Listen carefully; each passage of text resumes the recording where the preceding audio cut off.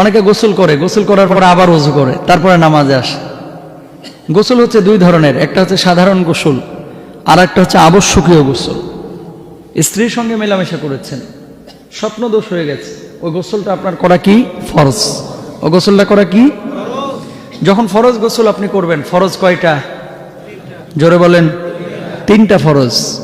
1 number কুলি করা, 2 number নাকে পানি দেওয়া, 3 নাম্বার সমস্ত শরীরের প্রত্যেকটা অঙ্গ প্রত্যঙ্গকে ভেজানো। কথা বুঝতে পেরেছেন? এরপরে গোসল করলেন, গোসল করে আপনি যদি ওযু নাও করেন, আপনি নামাজ আদায় করতে পারেন। আল্লাহর রাসূল যেটা করতেন, উনি গোসলের আগে ওযু করে নিতেন, এটা সুন্নাহ। গোসলের আগে কি করে নিতেন? ওযু করে নিতেন।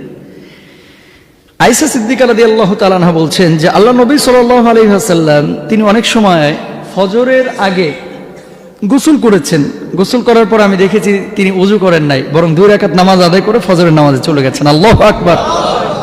বুঝতে পেরেছেন? এখন কথা হচ্ছে আপনি গোসলের আগে ওযু করে নেবেন। গোসলের আগে ওযু করার পরে আপনি গোসল করলেন, তারপরে আপনি নামাজের জন্য প্রস্তুত হয়ে গেলেন। গোসল করার পরে যদি ওযু ছুটে না যাওয়ার কোনো কারণ সংঘটিত না হয়, তাহলে ওযু করার প্রয়োজন নাই। গোসল করেছেন, বায়ু চলে গেছে, ওযু নষ্ট হয়ে যাবে। গোসল করেছেন, কোনো খাবার খেয়েছেন, আপনার ওযু ভাঙবে না। অনেকে বলে যে হুজুর ভাত খেয়ে ফেলাইছি, ওযু মনে হয় নষ্ট হয়ে গেছে গা। কথা বলেন না কেন? ভাত খেয়ে ফেলছেন, ওযু নষ্ট হবে না। আবার অনেক মা বোন বলে হুজুর ওযু করছি, তারপর আমার বেগানা পুরুষ দেখে ফেলছে, আমার দেবর দেখে ফেলছে, ওযু থাকবে কি থাকবে না? দেবর দেখে ফেলার কারণে ওযু নষ্ট হয় না, কিন্তু ফরজ তরক হয়। দেবরের কি দেখা যায় আছে? ভাবিরে যায় আছে, ওযু নষ্ট হয় না। বাথরুমে গেছেন, পেশাব করেছেন, আপনার ওযু নষ্ট হয়ে যাবে, কিন্তু গোসল করার পরে কোনো কারণ ছাড়া নতুন করে ওযু করার প্রয়োজন নাই। কথা বুঝতে পেরেছেন? তবে বন্ধুরা আমার, মনে রাখতে হবে সব মানুষকে, ওযুর মধ্যে ফরজ হচ্ছে 4টি। আল্লাহ রাব্বুল আলামিন বলছেন ফাগসিলু ওয়ুজুহাকুম ওয়া আইদিয়াকুম ইলাল মারাফিকি ওয়ামসাহু বিরুউসিকুম ওয়া আরজুলাকুম ইলাল কাবাইন।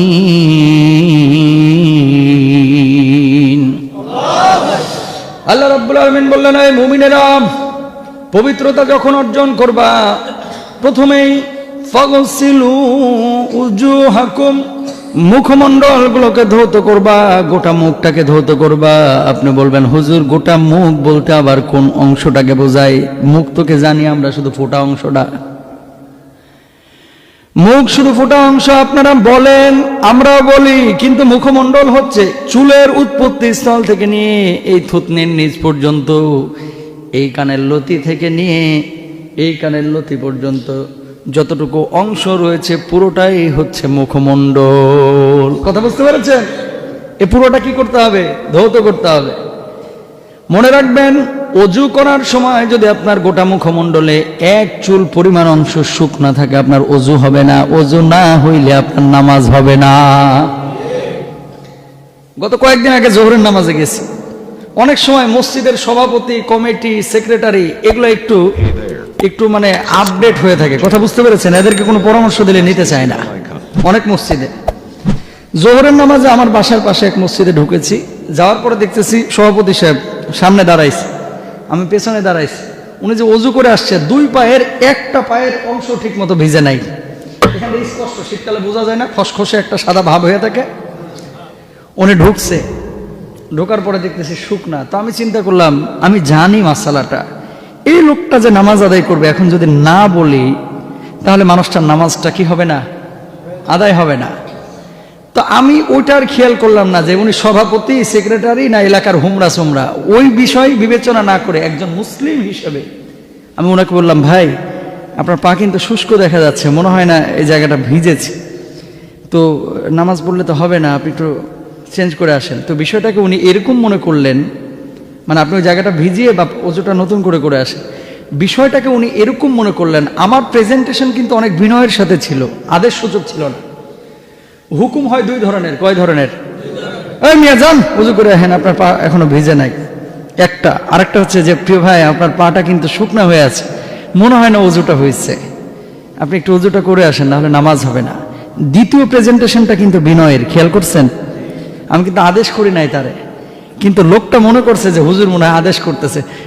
ঠিক আছে, দেখ মনে মানে পলিটিক্যাল কিছু ভাষা আছে না, যে যেই যাই বলুক, আচ্ছা দেখ মনে, আরে তুই চিন্তা করিস না তো, আরে আমি আছি না, তোর ভাই আছে না, তোর চাচা আছে না, আরে বেটা তুই তো আমার কলিজার টুকরা, তোর লেগে না করলে কার লেগে করবো। উনি মনে করছে যে আমি পলিটিক্যাল কোনো রিকোয়েস্ট করেছি। নাউজুবিল্লাহ বলবেন না? বেটা তারপরে দাঁড়ায় নামাজ আদায় করলো। আচ্ছা, ওর নামাজ কবুল হোক আর না হোক, আমার দায়িত্ব বলার বলছি। এরপরে এর নামাজের জান্নাতে নেক বা জাহান্নামে নেক, আমার কি কোনো ঠেকা আছে? ঠেকা আছে? চাচা, খালু, দাদা, মামা এই বইলা বিনয়ের সাথে বুঝে যদি আপনি না মানেন, তো আপনার হাসর আপনার সঙ্গে, আমার ঘোড়ার ডিম কি? আমার দায়িত্ব পৌঁছে দেওয়া। ওই লোকটার যে বললাম মানলো না কেন? উনি মনে করেছেন আমি এলাকার অমুক, আমি মসজিদের অমুক, আমারে কেন বলবে? মিয়া, সব জায়গায় পাওয়ার চলে না। তোমার ওই পাওয়ারের ঘোড়ার ডিম বালুর পরিমাণের কোনো দাম নাই, ঠিক কিনা? বালু ছিলেন, বালু, ওই বালুর পরিমাণের কোনো দাম নাই। বালু কোথায় লেগে থাকে? পায়ের মধ্যে, ঠিক কিনা? চলার পথে জুতার নিচে, ওই বালুর পরিমাণও দাম নাই। আপনি মসজিদের ঘোড়ার ডিম যাই হন না কেন, ইসলামী শরিয়ার কোন বিধিবিধান যখন আপনাকে কেউ নক করবে, তখন বুঝবেন যে এই বিষয়টা কিন্তু হুজুরের বিষয় না, এই বিষয়টা স্বয়ং আল্লাহর বিষয়, হুজুর আমারে জানাইতেছে মাত্র। কিন্তু এই জিনিসটা অনেকে মনে করে। বড় মানে ঊর্ধ্বতন কর্মকর্তা কোন বিষয় যদি বলে যে কাকা আপনি এটা করতেছেন, এটা তো জায়েজ নাই, উনি মনে করে যে আইসে মসজিদের মৌলভী সাহেব, মুয়াজ্জিম সাহেব আমার আদেশ দিতে। আরে মিয়া, হুজুর আপনারা আদেশ দিচ্ছে না, হুজুর আপনারা জান্নাতের সোজা পথটা দেখা দিতেছে। এখন একজন মানুষ আপনার কল্যাণ চাইলো, আর আপনি মনে করলেন যে আপনার পলিটিক্যাল লিডার মনে আদেশ দিতেছে। আপনি তো নিজের পায়ে নিজে কুড়াল মারলেন। কথা বলেন? সুতরাং সব আদেশকে আদেশ মনে করা যাবে না। মনে রাখতে হবে কিছু আদেশ হচ্ছে আপনার জান্নাতে যাওয়ার পথকে সুগম করা। সুতরাং বন্ধুরা আমার, যখন মুখ ধোবেন এক চুল পরিমাণও শুষ্ক রাখবেন। 2 নম্বর, আল্লাহ রাব্বুল আলামিন বললেন ওয়া আইদিয়াকুম ইলাল মারাফিক, হাতগুলোকে কোন পর্যন্ত ধৌত করো। অনেকে হাত এই যে রমজান, এই শীতকাল সময় সোয়েটার নিচে পড়ে থাকে বা উপরে পড়ে থাকে, এভাবে গুছায় দেয়, কিন্তু হাত এতটুকুই ধুয়ে চলে আসে, কোনো হাত ধৌত করে না। আছে না নাই? একটার ওযু হয় না। ওযু না হইলে নামাজও কিন্তু হবে না। ওয়ামসাহু বিরুউসিকুম ওয়া আরজুলাকুম ইলাল কাবাইন, আল্লাহ রাব্বুল আলামিন বললেন মাথা মাসে করো, তারপরে পায়ের টাকনু পর্যন্ত ধৌত করো, এরপরে মসজিদে ঢুকো, নামাজ আদায় করো। কিন্তু অনেকেই দেখা যায় শীতকালে বড় বড় কানটুপি পরে থাকে, কোন মতে একটু হাতটা ঢুকাইছে, 2টা আঙ্গুল, মাসা শেষ। কথা বলেন না কেন? পায়ে মোজা পড়েছে, পা মোজা খুলতে চায় না। অনেকে আবার মাসালা খোঁজে গুগলে, কয় মোজার উপরে মাসা করা তো একটা সুরত আছে। আরে মিয়া, ওই শীত কি বাংলাদেশে আছে যে মোজা খুললে আপনি মরে যাবেন? বুঝেন নাই? এই হাতটারে সুবায় মোজার উপরে মাসা করে দিয়েছে। বাংলাদেশে 30 টাকা 40 টাকা দামের মোজা, এই মোজা পাতলা মোজা, যেখানে সেখানে পানি পাওয়া যায়। ওই রকম শীত কি আছে বরফ পড়া? তা আপনি এখানে মাসালা খুঁজেন কেমন? এতটুকু যদি কষ্ট আপনি আল্লাহর জন্য না করতে পারেন, জাহান্নামের আগুন কেমনে আপনার উপর হারাম হয়? ঠিক কিনা ভাই আমার?